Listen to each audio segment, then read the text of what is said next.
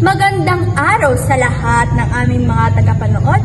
Isang pagtitipon ng kaisipan ng aming ihahandog. Hindi subukan, kundi talas ng isip at labanan sa duplong ito. Salita ang magsisilbing sandatahan. Unang bilyaka. Kakampi ng kasuotang puno ng alaala. Para sa kanila, ang paggamit ay hindi biro. Ito'y salamin ng kulturang Pilipino. At sa kabilang panig, narito ang ikalawang bilyaka. Tagapagtanggol ng kasuotang makabagot malaya. Para sa kanila, ang damit ay tinig ng sarili. Hindi dapat husgahan, kundi unawain at pakinggan lagi. Makinig kayong lahat. Huwag kayong bibitaw sapagkat ang sagutan ay matalim at masinsin. Ang unang titik ng labanan ay magsisimula na.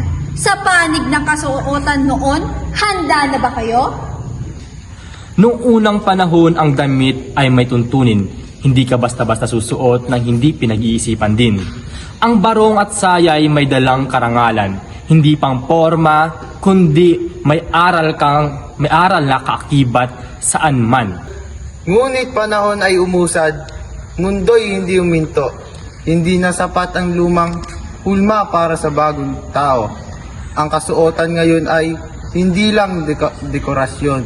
Ito'y paraan na pagpapahayag ng damdamin at opinyon. Pagpapayag ang sabi, ngunit minsan ay nasosobra na sa sobrang kalayaan. Respeto ay nawawalang, doon ang hiya ay hindi kahinaan. Ito ay gabay sa kilos at sa wastong asal. Ang hiya ay hindi kailanman mawawala kahit ang damit ay masikip o kakaiba. Huwag ninyong iugnay ang dangal sa tela dahil ang ugali ay hindi nasusukat sa ganda ng barong o sa haba ng saya. Ngunit bakit tila kultura ay nalulunod sa uso? Mas kilala ang banyaga kaysa sa sariling likot dulo. Noon, ang kasuotan ay may kwento ng lahi. Ngayon, minsan ay kopya na lamang ng uso sa tabi-tabi. Hindi kopya ang lahat ng bago at makabago. May sariling boses ang kabataang Pilipino. Ang kasuotan ngayon ay pagsasanib ng daan. Tradisyon ay at modernong ideya'y magkasamang nilalakaran. Teka, mga Ginoo! Mga Ginoo! Sandali lamang at pakinggan. Umiinit na ang sagutan sa ating harapan.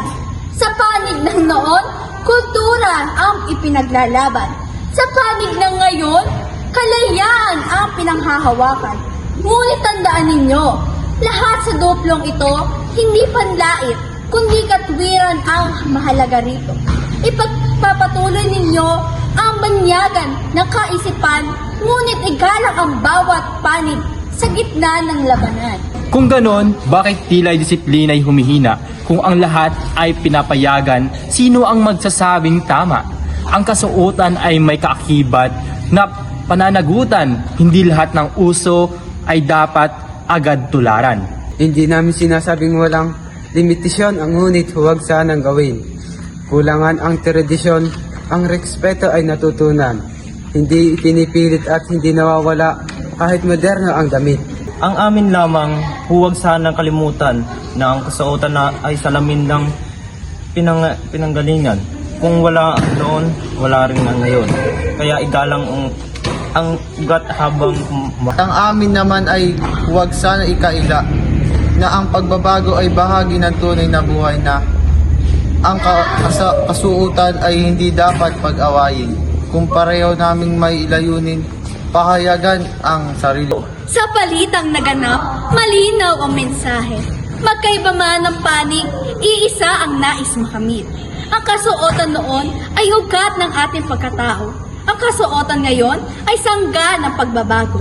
Hindi ang haba ng tela ang tunay na sukatan, kundi ang respeto, asal at wastong kaisipan.